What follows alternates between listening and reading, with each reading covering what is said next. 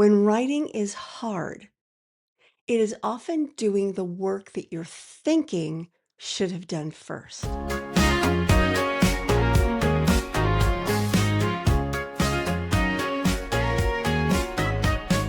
Pour a cup of clarity, sip a spark of insight.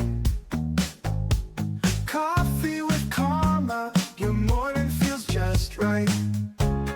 Writing resistance isn't random, it's feedback. And when you listen to it correctly, the path forward gets so much simpler. In today's episode of Coffee with Karma, I'm going to be sharing with you 5 principles behind one of the most common causes of writing resistance: a lack of upstream thinking. What do I mean by that? Upstream thinking, that means getting clear on what it is you're writing well before you put pen to paper. Hi, my name is Carma Spence, and I help established business and leadership experts write, publish, and market client attracting books that grow their authority and their business at the same time. I help you write the right book and launch it successfully. If you're watching this on YouTube, please like this video, comment below, share it with your colleagues, and subscribe to this channel for more good stuff so that the YouTube algorithm understands that this video is for people like you who want to grow their business with a book. So let's get to the first principle.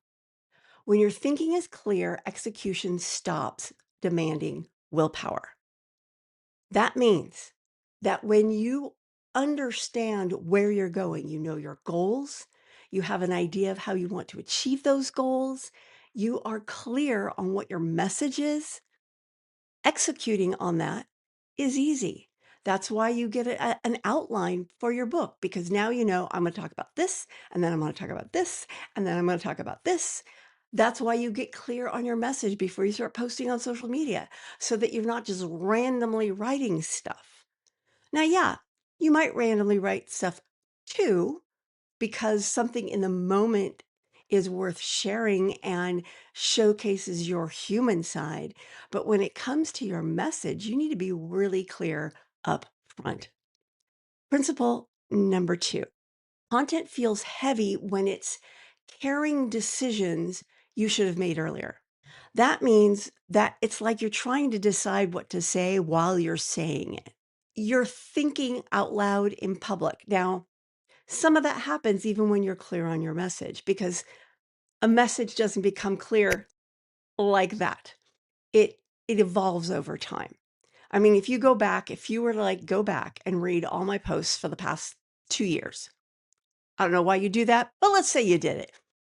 You would see that, yes, I'm talking about the same things then than I am now, but I'm talking about them with a lot more clarity these days than I did back then. Even just my concept of rabbit author and turtle author, which I first came up with about a year ago, I'm talking about much more clearly, because as I talk about it, it becomes more honed.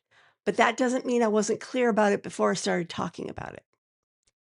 Principle number 3: strategy isn't about control, it's about reducing cognitive load.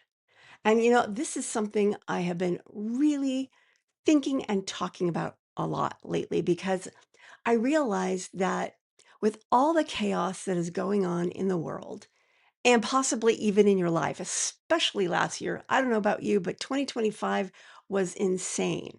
And that has nothing to do with politics. It was just my life. All sorts of things were going on. There was a lot on my plate. And all that chaos creates cognitive load. Chaos, no matter what it's about, creates cognitive load. And when you have cognitive load, it it gets harder to do everything. So one of my mantras for this year, 2026, is close loops and don't open anymore until these are all closed. That means I'm not enrolling in new things. I'm not following new mentors. I'm not starting new projects. If I get an idea for a new project, I grab all the thoughts so they won't go away, and then I put them in my idea file and I set them aside because I need to close loops. Is radically changing my cognitive load. I mean, as I'm recording this, it is January 26th, and I have been so much more productive this month, even though the first 2 weeks I was sick. I've been more productive in this month than I was all last year. And it's because I've really focused on reducing my cognitive load by reducing the number of things I'm thinking about, reducing the number of things I'm working on, reducing all the chaos, and focusing on what do I need to do now. I've created a plan for just Q1 and said, these are the things that need to get done in Q1. And when something else comes up, I go, that's nice. Thank you. I will put you right here. You can be done in Q2, or I'll think about doing you in Q2. Right now, I'm focusing on this. And everything I've been doing has been leading toward that particular Q1 goal. And it has radically changed things because my strategy isn't about controlling myself. It's about reducing the chaos, reducing the cognitive load. Now, if you need help getting clear on all this, you might want to check out my Clarity Compass. You can get it at carmaspence.com/Clarity Compass. Basically, it helps you identify the message that you want to be known for so that you become impossible to ignore. It takes about an hour to go through. It's a workbook. When you go through it, you get so clear on what it is you want to be known for. Again, you can get that at carmaspence.com/Clarity Compass. Principle number 4, consistency improves naturally when your thinking does the hard work first. This is the reason why I recommend an outline before you write a book, because what you're doing is you're clarifying your idea and then you're making your message kind of consistent within itself. This is what's behind doing a content calendar so that you know what you're going to be talking about for the next few months. This is why planning what you're going to be talking about, writing about before is so powerful because you're thinking about what you need to be saying before you're actually saying it.